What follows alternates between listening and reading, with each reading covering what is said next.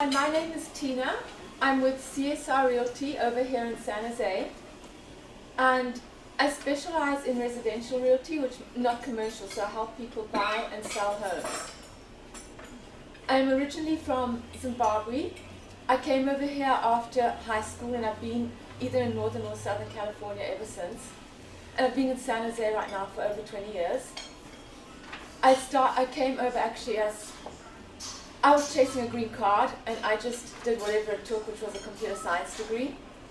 Hated it, but I needed it. And right now I went from that to teaching, and I chose real estate because I love homes, I love decorating homes, and I love the idea of owning my home and the financial security that comes with it. So a lot of doing real estate is helping someone and watching them get that. So I really, really enjoy that. I've passed something now, just shows you about our market.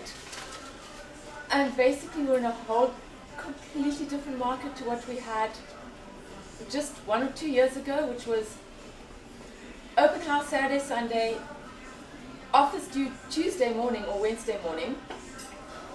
Wednesday you're looking at all the offers is 10, 20, 30 or even 40 of them. You summarize them for your client. Thursday you explain everything to them. Friday you're in contract. You do make it sometimes to a second open house, but that people panic and they think something's wrong with the house. Usually it was first open house, you're done, it's sold before the end of the week. Times have really changed now. Silicon Valley is the hottest market in the United States, but for us it's different. We're not quite balanced. It's still a seller's market, but buyers now have a chance to buy a home. It doesn't disappear in 2 days. And so that's just changed how I deal with my buyers and sellers. I thought I'd just go over, if you bring me a buyer, if I have a buyer, what I do. So it starts off with about a 2-hour consult at the office, because I really want to know what they like and why they need what they need.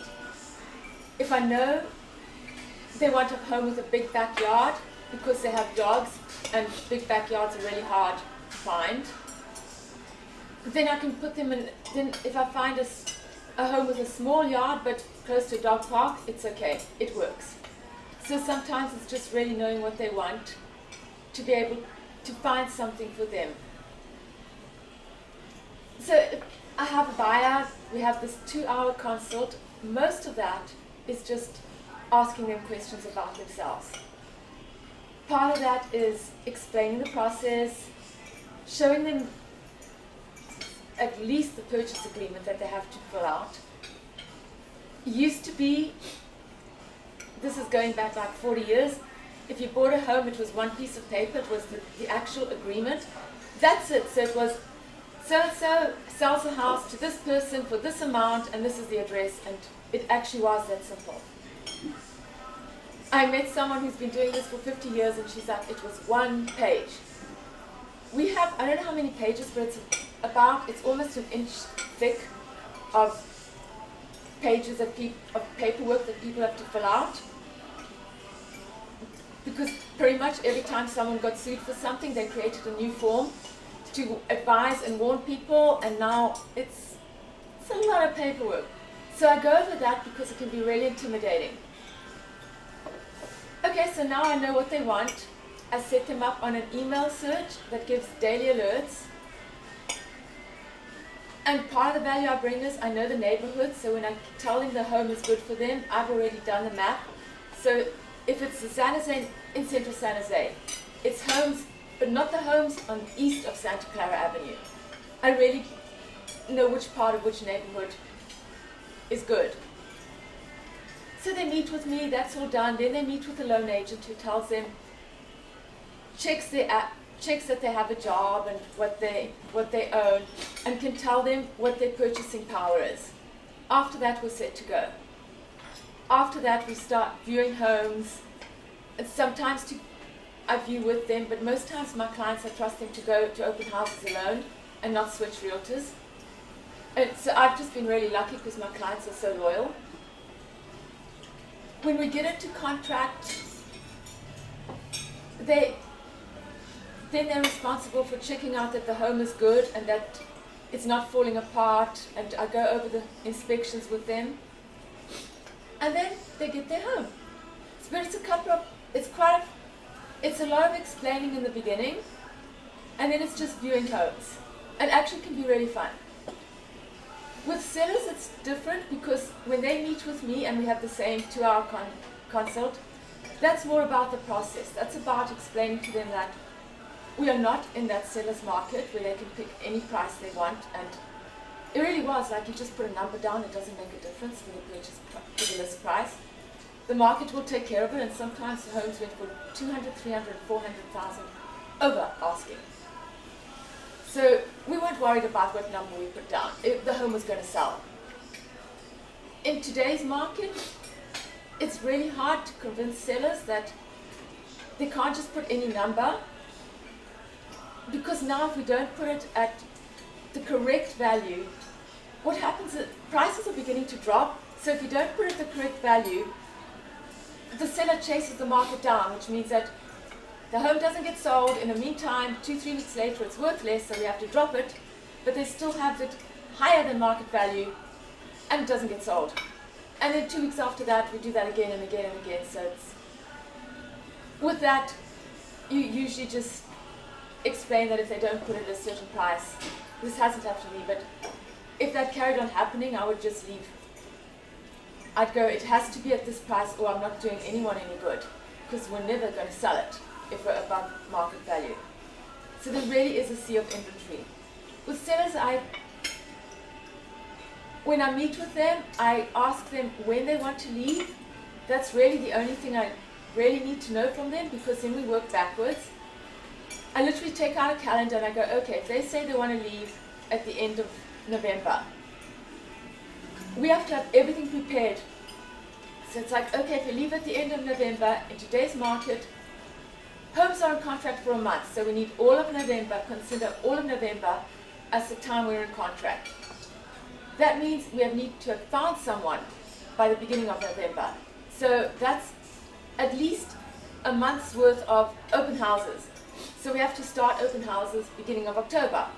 But before we do that, we need, in my case, I always want everything up front. I want all the reports done, the home inspection, the termite inspection. I want everything online so that any buyer knows at the beginning what's what. And they can't get into contract and find out after the fact, after we're in contract, that, oh, there's a foundation problem. So everything has to be done before the open house. So then we go back another month because they need to do the home inspection at least 3-4 weeks before, so that after the home inspection we have time to fix some of the issues. That way the buyers come and they go, oh, all these problems were here.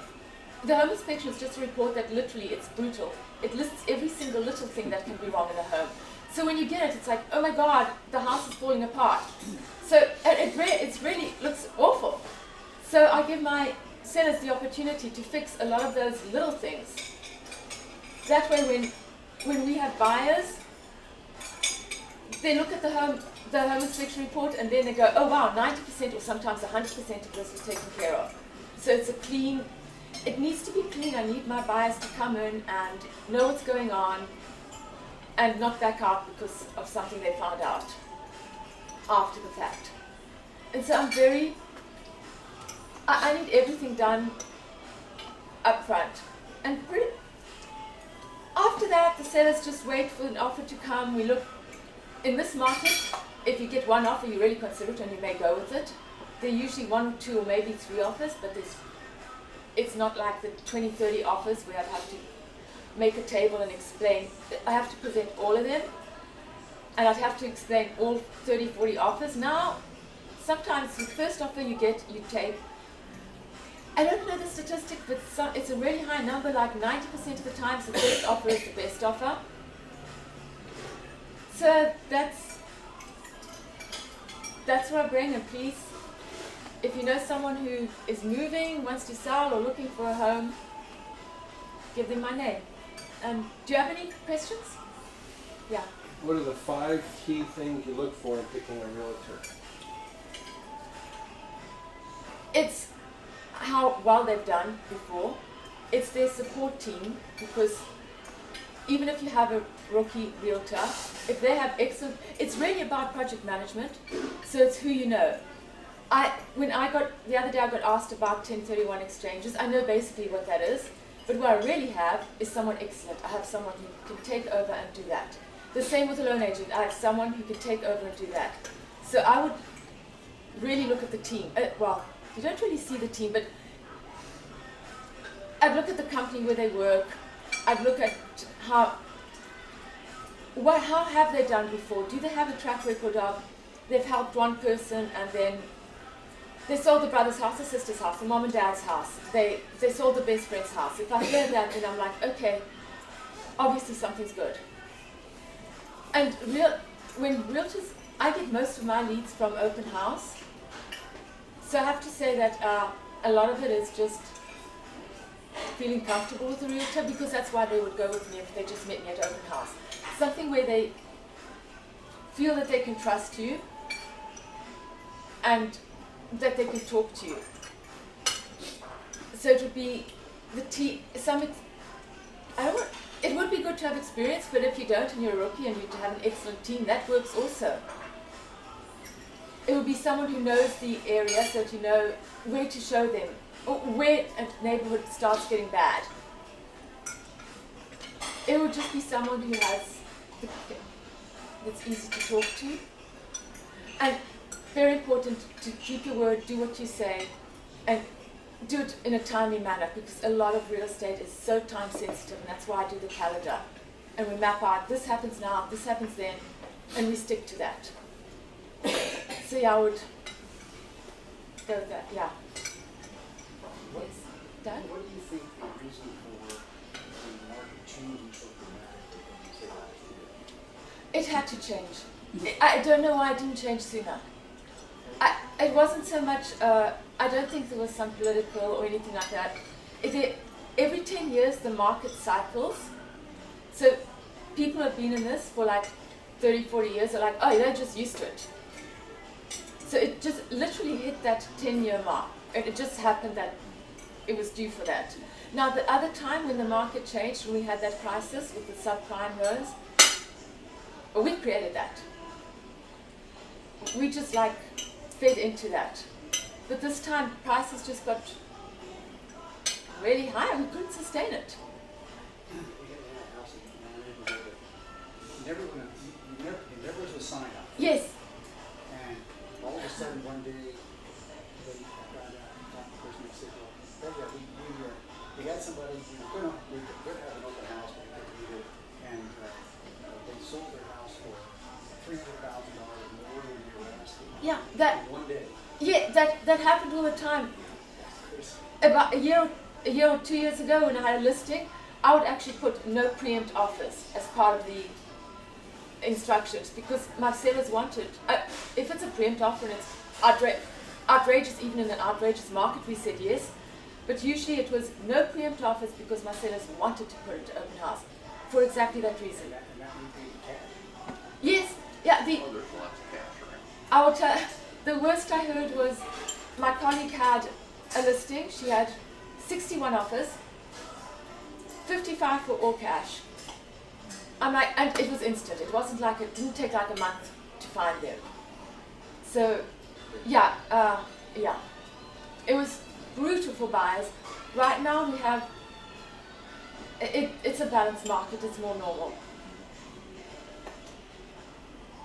But that was the 2017.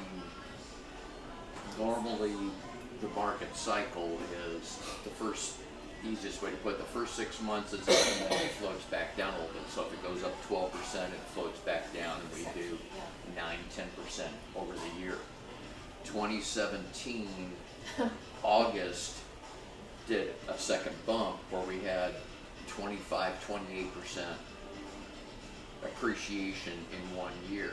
That double tap is what flipped the market and finally found where's the point to where the buyers finally Just can't do it. yeah. Because the buyers run the market, not the sellers. The buyers are the controllers of the You- market. If they don't write an offer, You're right. That's the hardest thing to explain to sellers these days because they're so used to, I put anything down and like, no, you don't understand. That it's what the buyers are going to pay. and there was even still the buyers during those markets. It's just, Yes. whatever the drivers are.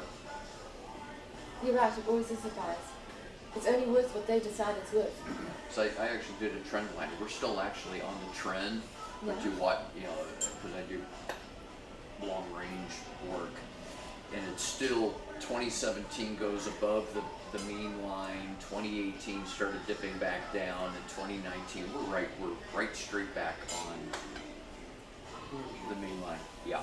17 was the aberration. 18 we paid for Yes. our pleasures Yeah. of 17. Yeah. And now We're still back like, again. we're still we are a very strong seller's market. It just feels, because we're used to outrageously ridiculous. I'm selling some investment properties, and it's one of those, okay, let's see, I haven't heard from my realtor in 40 days.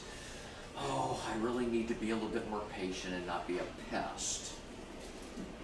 See? Here, it'd be one of those, oh my God, 40 days, so What's something wrong with the place? So many hours. Yeah. Yeah, No, really. it really is. We have some friends that, Excuse me a second. Judy, Oh, didn't you have a question? oh, sorry, Judy. Just wondering if the days on market have increased. They have more than doubled. It, Really? days on market means from when you actually sign the contract, when it becomes pending. And it used to be literally just 5 days. It was say about a week because you need the 2 days of open house and then you need people to see it, and 5 days later they have a contract. But now 30 to 40 is average. So we don't panic anymore if the house hasn't gone in the first week or two. Now that's normal, which means buyers can breathe. You have to be careful with the, Yeah, go for it. again, stats wonk, median and average, be careful who Oh my God, you're that's very hearing. different. The media, and I always flip it around, I think the media always reports the median, I think they do. which yes. is hitting, I want to say it's hitting like 45, 50 days now for It's- median, but the average is still under 30. You can make numbers show whatever you want. We can use the mean, median, Well, and yeah, low. here's the thing. It's understanding the definition, yeah, because what it's indicating, we do have some properties that have been on the market for a while that are going into contract, which will push the median up, but the average is half of all the properties that go into contract are going to contract under, which is 2 weeks ago, I would say I know it's under 30, I just can't remember how close to 20 it was. So we still Yeah. have a very It's very robust. robust is a It's good a term strong for it. seller's market. It may not seem that way because I don't even know how to describe what it was before. But that was so outrageous. But this is still very robust. 50% of the homes are still getting at or over asking. Now it's the coolest year we've had in 9 years. During Yeah. Yeah. Oh wow. 17, we had 85% of the houses were going over asking. And a lot And over the- asking. And Not- the magnitude, I Yeah. think the average, we hit like 112%. That was the entire market, was averaging 112%, 85% over 100. We're now at just a little over. 101, But yes, 102. it just and yeah. in some areas it's hovering around the 100 mark. It's people get 90, 97, 98%, 101, 100, 203, but the 120% sometimes not. That's Those are That's gone. those are now the outliers. Where Yes, before exactly. we weren't surprised. God. Oh, you got 20% over. Oh no, now that's yeah. Someone gave a speech. that's he the was stabilization that we're seeing now, Did you- which is Yeah. pleasant. Oh my God. oh yeah. Right now, it's so much easier to be a realtor. Before it was you were happy for the seller and you're just so frustrated with the buyer, and just because What do you you mean felt you for can't them. close in 15 days? See? Yeah, you've been doing this, you got the other. You're exactly about. I'd give my clients to just set them straight with what they can afford. What does a similar house in Zimbabwe sell for compared to? Oh my God. I don't, their money's upside down. I don't have an answer. Oh. No, well, lots and lots of years ago, a cup of coffee was $2,000. I have no clue how to say it. 2,000 2,000, Zimbabwe. so, yeah. So I just don't know because things are so much on the barter system there. We need to do more Yeah, bartering. I just, and so it was so hard for me because people would complain about interest rates here, and I would have just got off the phone with my family, and it was something like 16,000%. Anyway, prices were doubling every day. So if you got money, you bought the bread now because it's twice the amount tomorrow. And I'd be going, yeah, interest rate. What Isn't are that prices? like- It's gone up maybe What's half a that percent. concept, socialist countries? Doug, did you have anything else you wanted to Yeah, say? there's, I just say real quickly, the friend of ours is moving to Idaho, had a house, under getting ready to sign the contract. Turns out that the next door neighbor, was just a basket case. And that's why the people were selling the house, because this neighbor's there, and just Oh my making God. life miserable, and so they canceled the contract. Is that something that? You know what, that's a really good question. One of the things there's different types of reports. So we have professionals doing reports like the termite report or the property inspection report. There's two reports that the homeowner has, that they do, and they have to do it. And those cover that thing. It's like, are you the seller aware of a dog that's barking? Someone next door who parties on it all the time. What about parking? And it's a few pages of these, are you aware of? Because for exactly that reason. The buyer needs to know that going in. Yeah, that's something it's required in California. Yeah, it's It totally wasn't required. It's not required in Idaho. Fortunately, we found out one of the other neighbors told us that, you know, the guy next door is a basket case. See, yeah. But their realtor said, we didn't know that either. And I recommend you not buy the house and not kids. But that's a deal breaker.